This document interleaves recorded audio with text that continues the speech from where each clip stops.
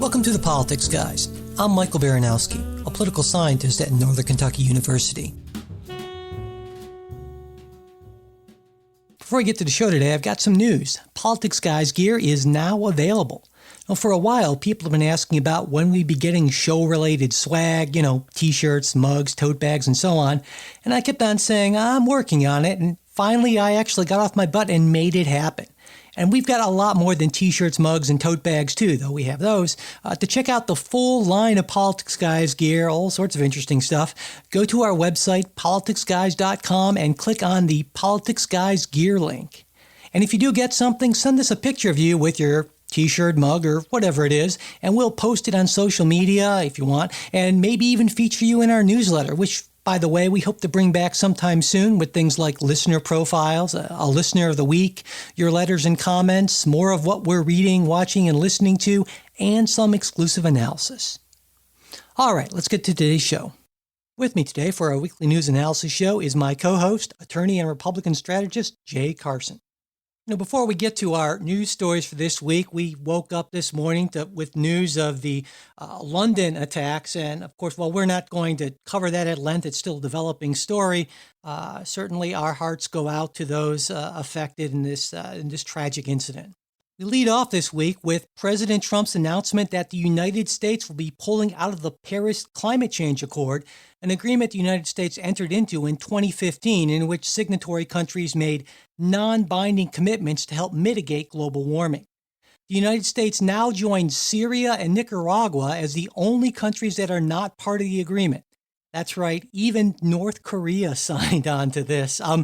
Now, the president framed the withdrawal, which won't take effect until late 2020, in economic terms, arguing that it was a bad deal for the United States that would cost millions of American jobs and up to $3 trillion in lost GDP. So, Jay, what do you think? Did President Trump make the right call here? I think he did, and I know he let you down. You were really hopeful hoping last against week when hope, he was still sort of kicking it around. That, no, I think this is the right decision. As you point out, I think I don't know what I'd focus on first is just the wailing and gnashing of teeth that you're hearing from the coasts, and I have to think that is the sound of the swamp being drained. If this is, again, a completely voluntary pact, and pact isn't even really the best word for it. If you look at what it could actually accomplish, assuming everyone, all these countries, including North Korea, did what they were committed to do under it, the effect on climate based on the science, if you accept that as a given, is so minimal. To be really sort of pointless, and to lose money, to put your economy at risk, in order to gain that sort of very negligible benefit years and years down the road, I think is a bad idea. And I think you're better off, having a stronger economy, because what we've seen, throughout history since the beginning of the environmental movement, let's call it probably in the 1940s or 50s, when we first started being concerned about this type of thing, is those countries that are richer, have better standards of living, are the ones who take on environmental issues, who tackle them, who it matters to. So I think, as I said last week, stay in, stay out. It's not going to matter one way or the other. I found it kind of refreshing that he chose to say we're not going to do this. There's sort of an honesty there. Well, a couple of points there as some of the things you were saying. Number one, I guess I'm a little hazy on the logic of, well, since it doesn't do enough, we should do nothing. Maybe that's another point. I would argue that I think most of the signatory countries understood that this would not go as far as we would like, at least as people in the environmental community would like, and a lot of countries would like, but that it was seen as sort of an opening move, a start, something that one could build on. And that's something that, you and I talked about around the time it was actually being signed. A second thing, I guess I would say is, your point about how the more developed countries are the ones who have tackled this sort of thing. And, you're absolutely right. And so, in a way, I guess this is going to sound weird. And my friends on the left, hang on before you freak out on me here. But in a way, I agree with President Trump. Now, he said it's a bad deal for the United States. And I would say, in a certain sense, yes, it's a bad deal. It's disproportional. Well, yeah, well, it's a bad deal in the same way that progressive income tax is a bad deal for the 1%. I mean, yeah, I don't like that either. Well, see, I like both of those things. And here's my fundamental belief, and I think the fundamental belief of a lot of folks on the left is that people in countries that can afford to do more for the planet should do more. And let me just try to put this in the context a little bit with some data, if you don't mind, Jay. I love, you're the data guy. Okay, yeah. So the United States is the second largest polluter in the world, right? You're aware of that. I would say, if you want to say carbon emitter, polluter seems sort of a loaded term, but carbon emitter in the world. Well, now, as we all exhale carbon dioxide, we're all sort of polluters, I suppose, in that sense. But yes. Now, the number one polluter is China, right? Now, if you take a look at where China's economy is, it's also, I should point out, it's the number one by a lot. Yeah, absolutely. And that's an important point. And I don't know something cubic tons off the top of my head, but their emissions are something to 2 to 3 times what ours are. Yeah. Now China's GDP per capita is around $8,000, and this is all in U.S. dollars. That's where the United States was around a century ago. The number 3 polluter, India, their GDP per capita is around $1,600 U.S., around where the U.S. was 200 years ago. The number 4 polluter is Russia. Their GDP per capita is around $9,100 U.S., where we were around 80 years ago. And even Japan, which is obviously a very advanced economy, their GDP per capita is around $32,500. That's where the U.S. was around 30 years ago. So we're way more advanced in terms of GDP per capita, or wealthier, I guess, in terms of that. And so my feeling is that, and I think, again, the feeling a lot of folks on the left share and a lot of European countries share, is that those who are at a point where they can do more and also are major polluters should be doing more. And that's what's really, that's the fairness issue, is that to those who have more should be required to do more. Now, I know you got a response to that, and definitely we'll hear that. But before we get to that, I want to welcome a new sponsor to the show this week, SeatGeek. They recently made a major commitment to the show, at least by our sort of scrappy independent podcast standards. And so we really hope you'll check them out and let them know they spent their ad dollars wisely and well. So here's the deal. Buying tickets to sporting events and concerts, that can be a real pain. I don't have to tell you that, I'm sure. But it doesn't have to be a real pain. SeatGeek gives you a smart and simple way to get tickets to stuff. With SeatGeek, you can find the best seats at the best prices, fully guaranteed, and it only takes a few taps. Now, I've got the SeatGeek app on my phone just yesterday. I used it to check out where my favorite band, the old 97s, was playing. I found the venue that was a reasonable drive for me, and I was ready to buy my ticket all in less than 30 seconds. Actually, I timed it. It was 24 seconds. I wanted to be, precise in terms of how quick it was. 24 seconds, okay? And I'm a slow, phone typer. Now, plus, with SeatGeek, you can track and get updates on venues, events, and performers you'd like to see. So, like the next time the old 97s or Hayes Carl or Diana Krall are performing anywhere near Cincinnati, I'm going to know about it. And you can even connect with Spotify, your music library, and Facebook to get notifications about artists you listen to or follow, although that's easy to turn off if you're not a big notification person. And when you buy a ticket, they'll even put the day and time of the event on your calendar if you want. So that's pretty cool. That's very cool. Yeah. And best of all, Politics Guys listeners get $20 off their first SeatGeek purchase. Just download the SeatGeek app and enter promo code Politics Guy. Now, there's no S. I don't know why, but it just plain Politics Guy. Okay. Enter that promo code today, and promo code Politics Guys. Sorry, I did it myself. Politics Guy for $20 off your first SeatGeek purchase. We hope you'll check it out. Okay, so Jay, on to your response to my argument that, well, sure, it's unfair in one sense, but that countries that are wealthier and can afford to pay more or contribute more, should contribute more?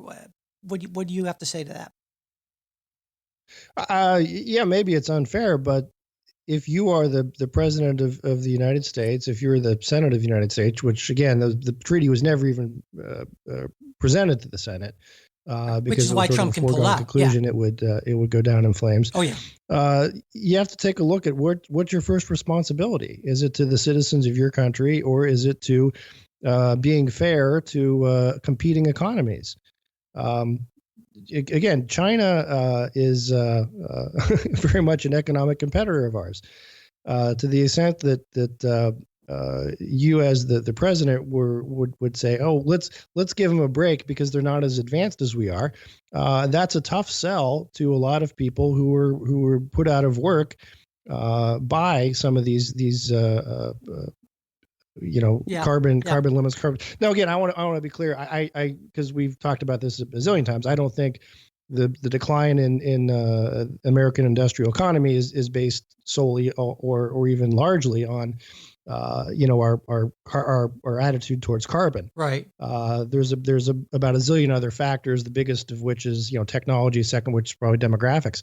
And the coal industry is help. not very big either. I mean, we talked about that before as well. And so, I'm glad you brought that economic part of it in there, because a lot of folks are arguing that what we're essentially doing is we're not focusing nearly enough on what's clearly the energy of the future, and that's renewables. China is making massive investments in clean energy. I mean, in 2015, they invested over $100 billion in clean energy. That's over double what the U.S. government invested, and this is where the jobs are.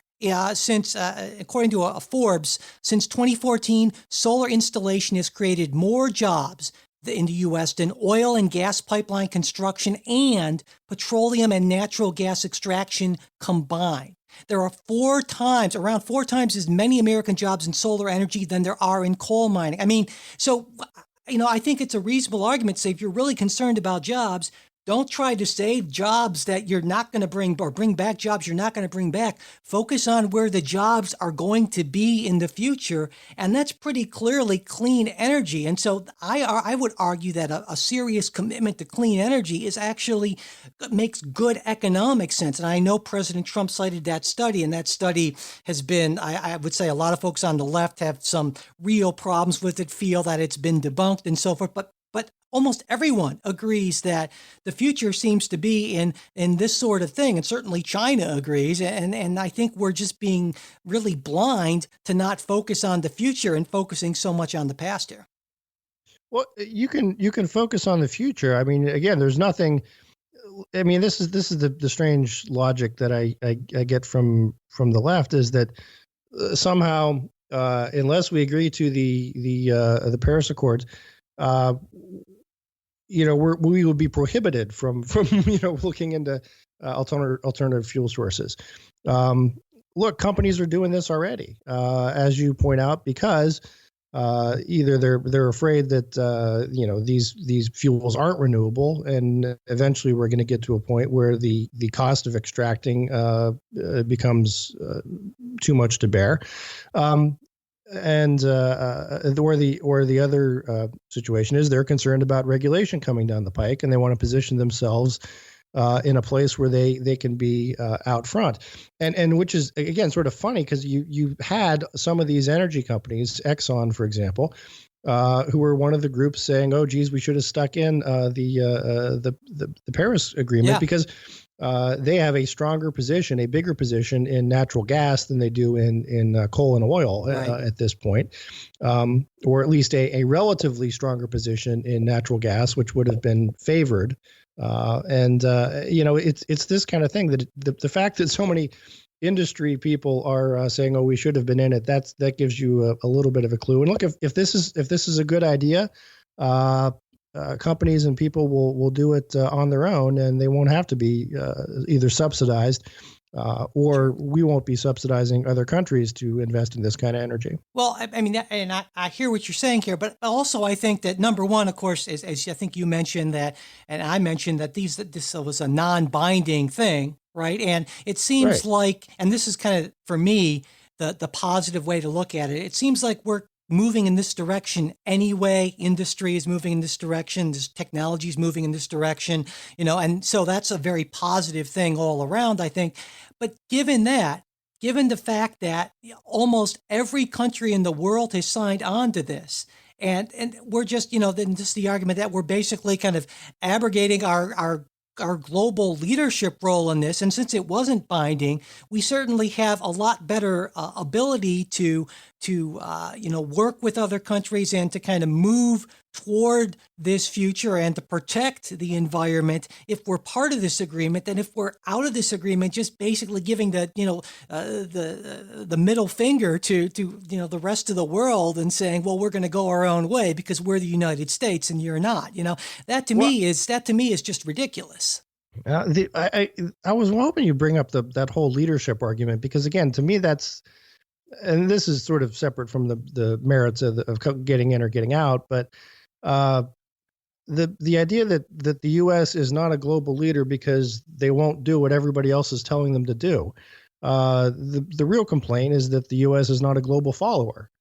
But they're non-binding agreements. I mean, we can, that's what I'm saying. And, I guess, and this gets into this whole issue of soft power, right? And Right. For listeners who aren't familiar, soft power is that idea that you can actually get other countries to kind of go along and do things in the international community, not by threat of force or economic sanction, but through, a positive example and so forth. And there are arguments certainly about the extent to which soft power matters, but it seems to me that the Trump administration, particularly President Trump, feels that soft power is completely unimportant. And again, you can have a debate about how important soft power is, but the idea that it isn't important at all, even someone like President Reagan, again, we talked about this before, that whole shining city on the hill thing, believed that the United States should be a moral and ethical example to the rest of the world. And, some people may scoff at that. Maybe Donald Trump scoffs at that, but certainly for many generations, both Democrats and Republicans have believed in that, and I still believe in that. Okay, I get where you're coming from there. Let me just ask you this: what would, if the U.S. had stayed in, what would be the difference? I think what would we accomplish that we couldn't accomplish now on our own? Well, I think by staying in, it's more a matter, again, kind of getting into the soft power and so forth. In that we would still be able to work to, perhaps within the parameters of that agreement. Sorry. You still there, Jay? Yeah, I'm here. Okay. So, I mean, I guess what I'm saying is that I don't see any value in maybe turning it around. I don't see any value in getting out of the agreement aside to basically say, the F you to the rest of the world. And so given that, it just makes more sense to stay in because we're not being forced to follow. I think it's just a matter of showing that we care about this issue. I mean, heck, President Trump, there it is. It's showing that we care, and that's the kind of moral preening that you and I so often argue against. It's not preening. We do care. Supposedly, President Trump says he cares about the environment, right? Now, that seems to me to be highly unlikely given the fact that he installed Scott Pruitt at the EPA and he gutted the Clean Power Plan and fuel economy standards, but I guess he thinks he cares about the environment. I don't think he cares about the environment so much. I think he cares about short-term jobs at the cost of long-term environmental degradation, and we're going to end up paying for it 20, 30, 40 years down the road, and I think that is unfortunate. And, I can only hope that, of course, that we actually won't be pulled out of this agreement until late 2020. And I can only hope that, President Booker or President Harris will get us back into this agreement when people come to their senses. Providing that the world hasn't ended by then, from the global warming and the rising tides and so forth. And I'll put down my marker here. God willing, if we're still around 40 years from now, we will check the global temperatures and we'll see how it worked out. But to me, the Trump stepping out had the effect of essentially saying the emperor has no clothes on this, and I think that's sometimes a good thing to say. Yeah, well, on this issue, I think you and I are very much in disagreement. And, it reminds me just last week in our show, somebody wrote in the Facebook saying, "Man, you guys agree on so much, and Mike just wants to go along with everything Jay says." And I said, "Just wait till this week because I think you're gonna see something different." And sure enough, I was right about that. Okay, before we get to our next story, we want to thank our second sponsor of today's show, longtime sponsor, Dollar Shave Club, the smarter choice. With Dollar Shave Club, you get a great shave at a great price delivered right to your door. For years, I've been an electric razor guy, not because I'm particularly fond of electric razors, but because I got tired of having to go to the store and pay big bucks for replacement cartridges, right? I mean, I tried cheap disposables too, and that was pretty much a bloody disaster, essentially. So, Dollar Shave Club solves all these problems. You get a great razor, cartridges, their Dr. Carver shave butter, which is way better than the shaving cream I used to use. Jay, I know you use Dollar Shave Club too, right? Well, what do you think about it? I do, and I gotta tell you, I love it. I said this before when they first became a sponsor. I actually enjoy shaving. I mean, I look forward to it. And as someone who is sort of the conservative voice of reason, I have sort of an image to uphold, and I can't run around looking like a scruffy hippie. So Absolutely. obviously, being clean shaven, looking good is important, and it gets the closest shave I've gotten from any other regular razor. So I am I think it's a great product, and the convenience is unmatched. Absolutely. And you too can make the smarter choice by joining Dollar Shave Club for a limited time. New members get the first month of that executive razor with a tube of the Dr. Carver shave butter for only $5. And that's with free shipping. And after that, razors are just a few bucks a month. In your first month box, you'll get that awesome weighty handle, a full cassette with 4 cartridges, month's worth, a tube of the shave butter, and after that, replacement cartridges ship automatically at their regular price. No hidden fees, no commitments. You can cancel anytime you like, but you're not going to want it, but you could if you wanted to. Anyway, join the club today at dollarshaveclub.com/TPG. That's dollarshaveclub.com/TPG. Okay. Moving on, next we turn to a country the U.S. media has largely forgotten about, Afghanistan. This week, a massive truck bombing in Kabul killed 90 people and injured hundreds, including 11 Americans. Now, while the Taliban said it was not responsible for the bombing, many believe that a more radical group connected to the Taliban, did I just say that? A more radical group connected? Yeah, exactly. But Yeah. anyway, that believe that they were in fact responsible. And, it's the latest in a string of attacks going back to the end of 2014 when the United States ended combat operations in the country after a war that had lasted 14 years, costed $773 billion, and resulted in the loss of around 3,600 U.S. lives, over 20,000 wounded on the U.S. side, and the death of over 26,000 Afghan civilians. So, why are we bringing this up? Well, the Trump administration is considering increasing our current troop levels from the current 8,400 in country at the request of General John Nicholson, who's the U.S. commander in Afghanistan.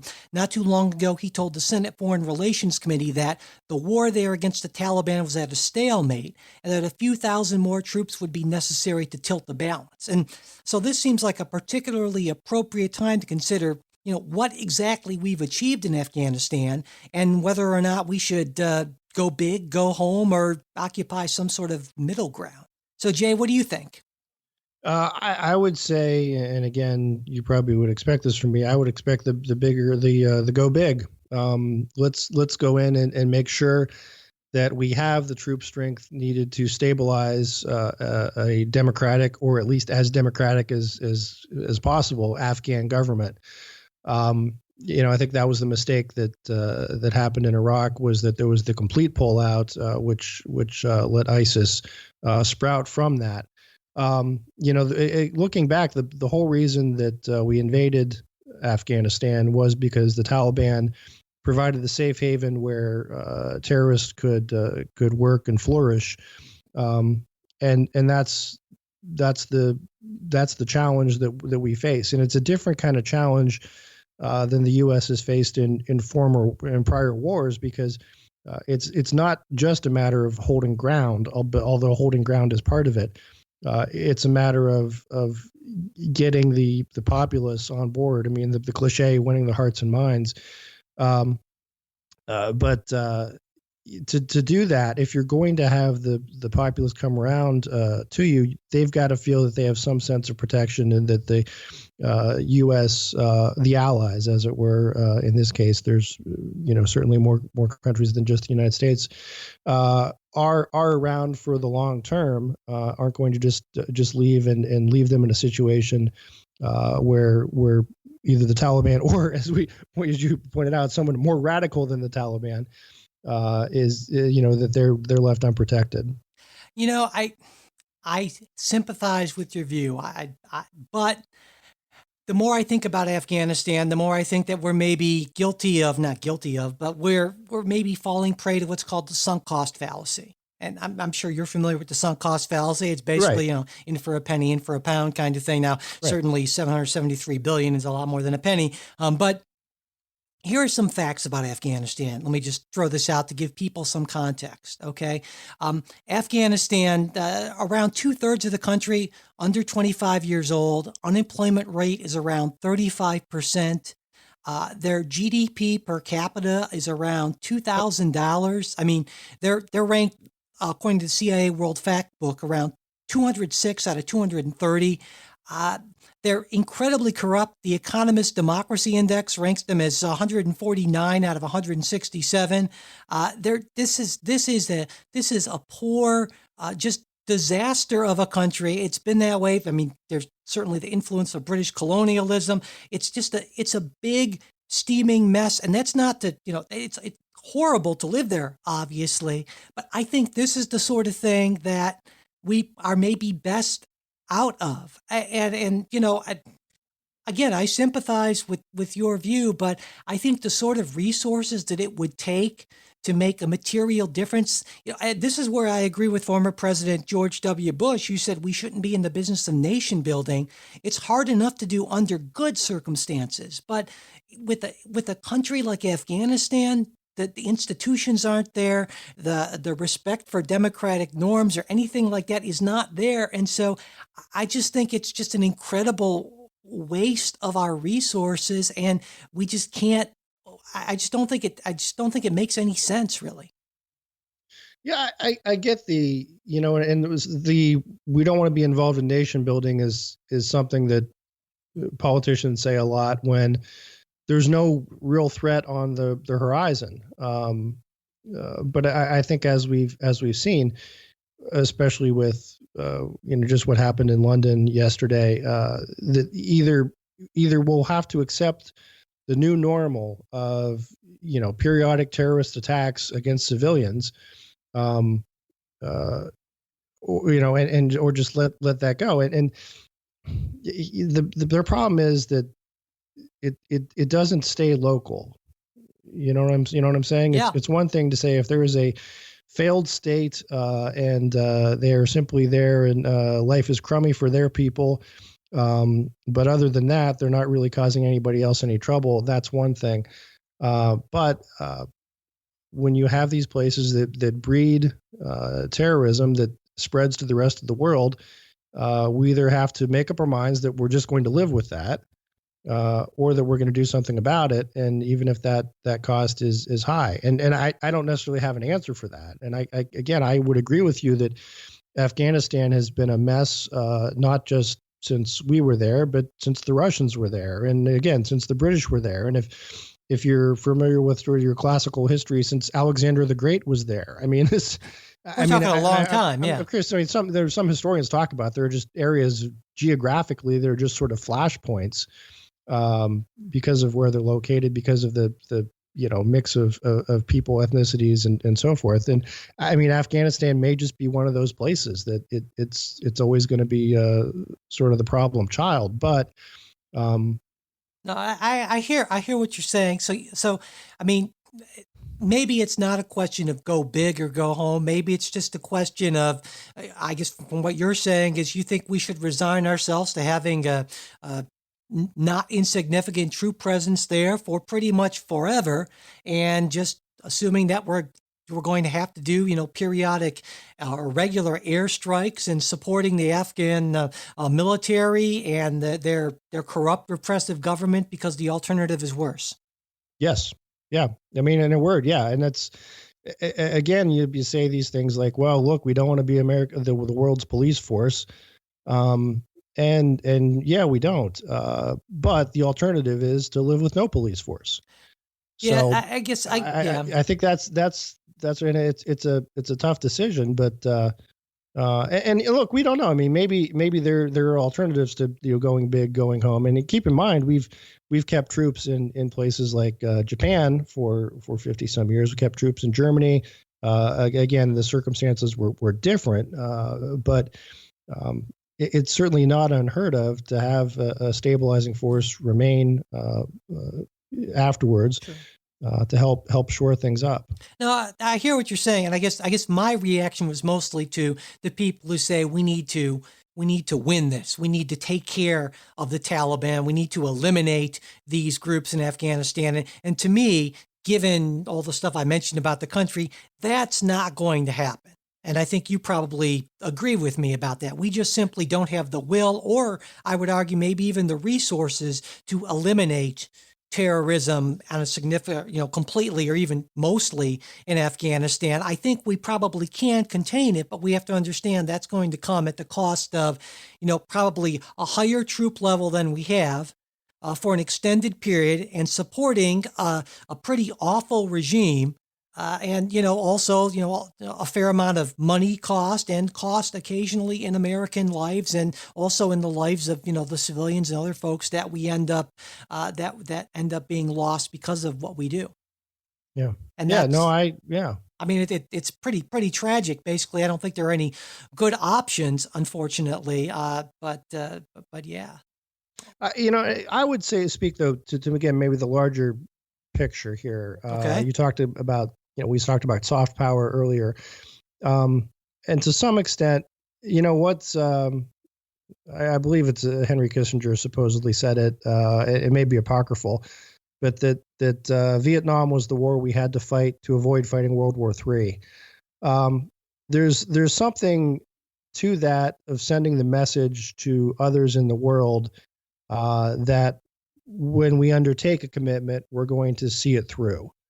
And I think that's problematic because there's going to be other places in the world where we're going to need help, and people aren't going to be willing to help us. They're not going to literally risk life and limb if they think the United States is going to be here for a couple of years and then they're out.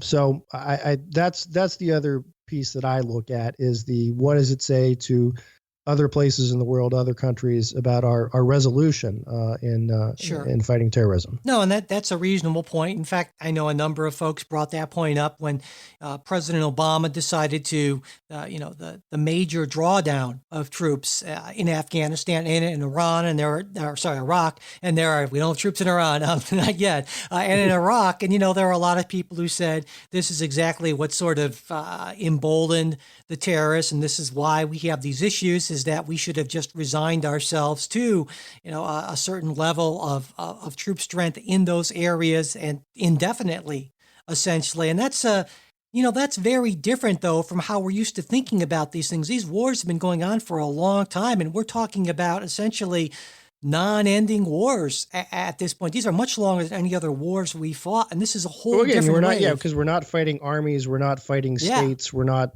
it's a completely different type of battlefield, and the enemies that we're fighting are completely different in their goals and their motivations. Yeah, well, and also, I think we need to, this is maybe another topic, but, we need to think about how exactly we're fighting them because we can't kill them all. And there's Right. I think there's a certain logic to the idea that that when you fight somebody, you oftentimes embolden other folks who maybe weren't interested in fighting, creating more radicals and so forth.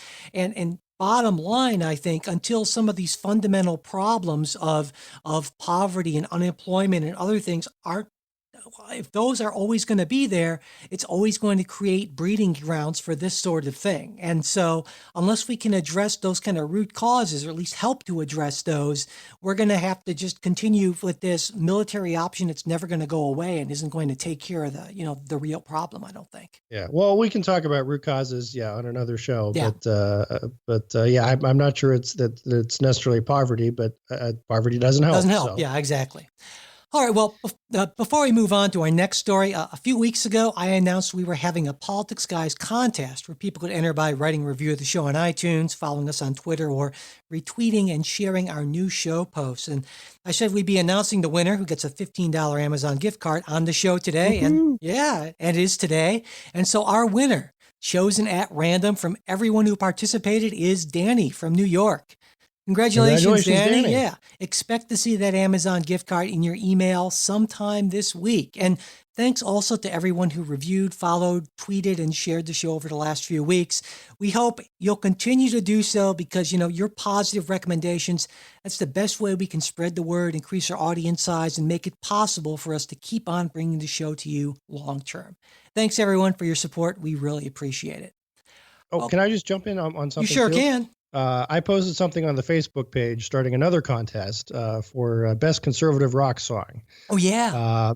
And we don't have that many entries. So I think we will hold it open for another week to see if we get some more entries for Best Conservative Rock Song. It doesn't necessarily have to be by a conservative. Certainly that's hard to find in the music world. But send us your entry, your pick. I've got my picks, and it's tricky because it has to be kind of more subtle than, a lot of liberal stuff. So there aren't a lot of rock songs that celebrate the man. Exactly, there aren't. But there are. I believe there are songs that I think celebrate the freedom, the individuality, and so forth. That I think conservatism. You're talking about a rock song, not a country song. As its core, yeah. Right, not a country song, not a country. Because again, I think we had somebody said how about a country song, and I think country song, that's too easy. That's Sure. sort of like, okay, give me a liberal folk song. You know what I mean? It's just kind of right. Gotcha. I think that's good. Fish in a barrel kind of thing. All right. Well, yeah. We'll look forward to getting your response. Check us. You can find it on our Facebook page there, and I think that should be really interesting. We will hope to announce the winner next week on the show. Yeah, and it will be based solely on Mike and I's decision, based on our encyclopedic knowledge of music. Yeah, there you go. Okay. Really, we're not kidding. Actually, between the two of us, we know a lot of stuff. We do. We absolutely do. All right. Turning back to the domestic scene. This week, the state of Ohio filed a lawsuit against the pharmaceutical industry, arguing that drug companies misled doctors and patients about the dangers of opioid drugs. Ohio's lawsuit is not the first filed by a state either. Mississippi filed a similar lawsuit in 2015 that's still pending. West Virginia has reached settlements with drug companies that will pay the state tens of millions of dollars, and a number of local governments are considering suits of their own. And some people say that this is kind of reminiscent of the wave of lawsuits against the tobacco industry in the 1990s, which of course led to that massive settlement agreement in 1998, in which Big Tobacco agreed to pay out over $200 billion over 25 years to the states filing suit. So, Jay, what do you think about this approach? Well, this pains me to say this. I am, again, this was brought by Ohio Attorney General Mike DeWine, who has been a fixture of Ohio politics for decades. Oh yeah. He is running for governor, and I like Mike DeWine a lot. I think he's a very good and decent person. I disagreed with some of the things he did when he was in the Senate, and I also disagree with this. I'm not a fan of using the legal system to get this kind of change, and I'm not sure the suit is that strong. We'll see. Again, this is just the allegations, so we'll see how it plays out. Sure. And I suppose if there are actual misrepresentations that were being made regarding the addictive nature of opioids to doctors, then yeah, there's something there, and it ought to be pursued.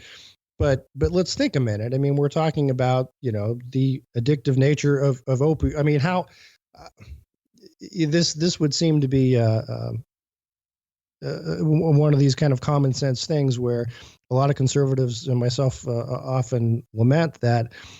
Come on, the danger is pretty self-evident. I mean, again, similar to the tobacco suits, where the dangers of tobacco had been known for years and years and years and years, and yet, we filed suit on the basis that some people were somehow unable to comprehend these dangers, or that had became so addicted that they had to disregard them. So, I salute the Attorney General in trying to do something, but I don't know that this is the thing to do, and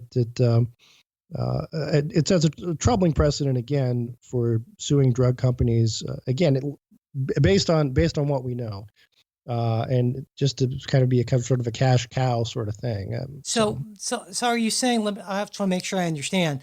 So are you saying that false and misleading advertising is okay when we, whoever we is, to decide that people should have recognized that it's false? No, I would say it's not false and misleading if the danger is so obvious. Right. To you, for certainly. Example, if someone in 1997 had said, "Hey, smoke a pack of Camels, it's good for you," I think most anyone with any sort of a brain would say, no, this is absolutely nonsense. Sure. Let me just jump in right there. But of course, you have to reasonably to be defrauded. You have to be reasonably rely upon the false statement. But let me just jump in for a little bit on that, because certainly, a big part of the tobacco lawsuits was the argument that not what happened in the 1990s, but that people were getting cooked on tobacco, and it's obviously very addictive. It wasn't labeled as addictive. Back in the 60s and 70s, when the science wasn't clear on it, and there were a lot of people who, who didn't necessarily believe that or didn't want to believe it. Because one thing we know, it's easy to say, well, a rational person shouldn't believe this.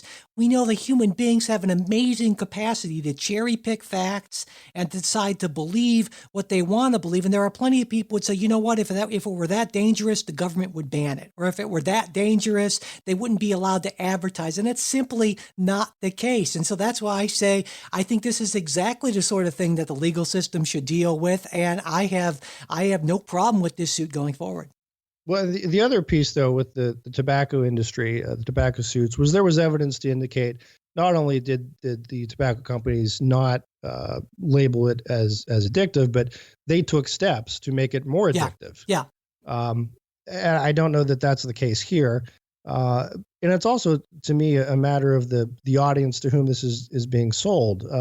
This is pharmaceutical reps who are selling this to doctors, who are then prescribing to patients. And that's, the idea that the doctors would somehow didn't understand the risks of addiction. Maybe they did, maybe they didn't. And that's probably going to be an individual case on a doctor by doctor. But I think isn't this basis. But I applaud what he's trying to do, something about the problem. But just suing the deep pocket, I don't think is the way to go. Well, but isn't this the way? I mean, you point out rightly so that the tobacco industry was engaged in some pretty nefarious things, right, to make their product even more addictive and so forth. And certainly that came as a surprise to a number of people who didn't want to believe that. And that all came out right as part of the discovery process, as part of that lawsuit. And I would think that maybe this case for the opioid manufacturers isn't as strong, but that's the great thing about this, right, is it's going to shine some light on this, and we can find out to a certain extent what they were saying internally, whether or not they knew that this product was going to be addictive, and they basically, cherry-picked studies and lied about it to try to increase their profit margin when they knew that this would result in people being addicted and killed. And obviously this is, a huge issue, right? Prescription drug deaths have more than quadrupled since 1999, says the CDC, and there are around 2 million Americans that are either dependent on or abusing prescription opioids. So this is a huge deal. It's been a huge cash cow for these companies. And, and if there's nothing there, there's nothing there. But I wouldn't be surprised, if there actually is something there, certainly. And so this is a big deal. Okay. Well, I would say there's other ways to do it than file suit. But, well, yeah, but I guess, get where you're coming from. Yeah. If you want to get the discovery and see what's out there, see what they knew and when they knew it. That'll be enlightening for everybody. I would say I agree that there are also other ways. For instance, a strong and vigilant FDA, the same FDA that President Trump wants to cut the budget of by around 31%. But Wait a minute. What I mean, didn't we have a strong and vigilant FDA under President Obama? I would when all these drugs were being produced. Well, I would argue we can do more. In certain areas, okay. We learn about things and again, this is not an argument for across the board regulation. You and I have talked about this in the past. I think that there are plenty of areas where we need to cut regulations, where you can make a really strong case for that. It's not, to me, the issue isn't more or less regulation. It's where is regulation the smartest? Where are there issues where there are certain market failures that we can at least minimize the harm of through regulation. And we need to be very selective about that. There are some areas that should be regulated like crazy, and there are some areas that should be kind of left mostly alone. And so it's not a one-size-fits-all thing as far as I'm concerned. Okay. All right, then. It's time for what we're reading this week, where we step back from the crazy pace of the news cycle and talk about the more in-depth, thoughtful things we're reading, listening to, or watching. So, Jay, what do you got? Oh, you first. Okay. You first, because I'm trying to pull it up because I've forgotten the author's name. I can do that.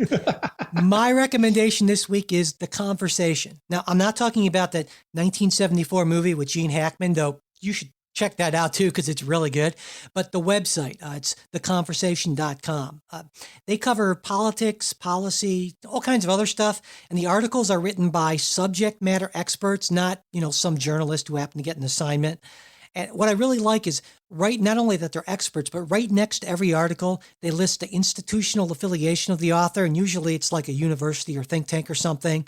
They also list a disclosure statement to highlight any conflicts of interest. And if you click on the author's name, you get a detailed biography that gives you like their education, publications, other stuff. And so, like for instance, I saw this article by a guy who was writing about Donald Trump's prospects for 2020, and it seemed kind of interesting. I clicked on it. Turns out he's this kind of radical sociologist guy, and I kind of rolled my eyes and moved on. But, and so that's the kind of information that's really useful that most websites, most places you don't get.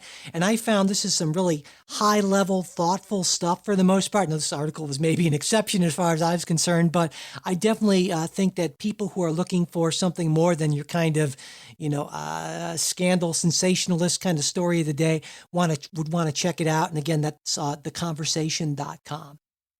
Okay, Jay, what's yours? Well, you're going to be disappointed in me. Again, I'm going to go with the something that was in the Wall Street Journal weekend edition, and I can't pull up the article right now. But the question it asks is, do we still need nations?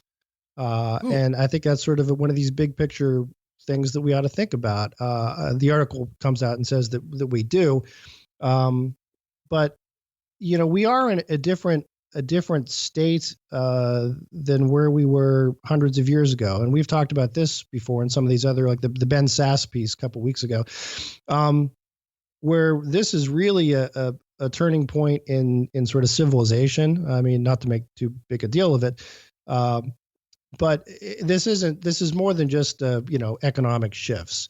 And maybe we're back to this is also, there are going to be political shifts like there were in, I think it was 1648 was the Treaty of Westphalia, yep. Where we Western Europe sort of came up with the idea of nation states. And again, is that idea kind of becoming unuseful? Again, the consensus of the article is that no, we still need that. If you're going to have a democracy, you need to have a people and a vehicle essentially through which it could operate. But it also notes that in many places there seems to be more of a breakdown, more of a tribalism, if you will, that is making nation states more difficult to govern and making them less powerful actors than certainly were in 1648. And again, I apologize because I had it queued up and now I can't find it. We will find it though, and we will post a link. Hold on. Jay will send the case. Go ahead. Whoops. Roger Scruton writes about the case for nations. And he is, I believe, a philosopher, actually, a conservative philosopher, which makes sense. He actually has written some other pretty interesting stuff. I think as a general rule, Jay, you would say that people really should read the Wall Street Journal. Absolutely. No, and again, I apologize. I tend to pick, or at least recently have picked, stuff from Saturday Wall Street Journal. And partially that's because it comes the day before we do the show. And it's sort of, the Saturday edition is kind of devoted to some of these more big ideas, conversational kind of things. Yeah, I would also. I'll get you something else next week. I would also point out that I agree. I read the Wall Street Journal on a regular basis. There's all kinds of good stuff in there. I want to know what the other side's up to, and also if you are a student or you have access to a university email account, you can get some pretty good deals. I think there was for a while a thing where you could actually get free subscriptions to both the Wall Street Journal and the New York Times. It's totally worth your time and effort to do that if you can. So there you go. Yep. All right. Well, that's it for this episode. Thanks everyone for listening. If you've got a question, comment, correction, or just a random thought you want to share, you can reach us at mail@politicsguys.com. Our Facebook page where you can message us and we'll repost throughout the week. And remember, we've got that contest on Best Conservative Song, facebook.com/politicsguys page. We're also on Twitter @politicsguys. We really appreciate our great listeners who have generously supported the show through their donations. And if you'd like to join them, you can do that through the Patreon or PayPal links on our website, politicsguys.com. And don't forget that you also on politicsguys.com now, you can buy Politics Guys gear, all kinds of interesting stuff there. If money's tight or you're already a financial supporter, please consider hitting the share icon on your podcast app to pass along this show to your friends and followers, or leave ratings or reviews of the show on the app, and tweet and retweet our new show post. That really is very helpful. And finally, thanks to today's sponsors. First is SeatGeek, the fast and easy way to get seats to live performances. Download their app and use our code PoliticsGuy, no S, and get $20 off your first purchase. And also Dollar Shave Club, the smarter choice. For a limited time, new members can get their first month of the Executive Razor, 4 cartridges, and a tube of their Dr. Carver shave butter for only $5 with free shipping. And you can only get this offer by going to dollarshaveclub.com/TPG. That's dollarshaveclub.com/TPG. We'll be back with a new interview this Wednesday and our weekly analysis of the news on Sunday. We hope you'll join us.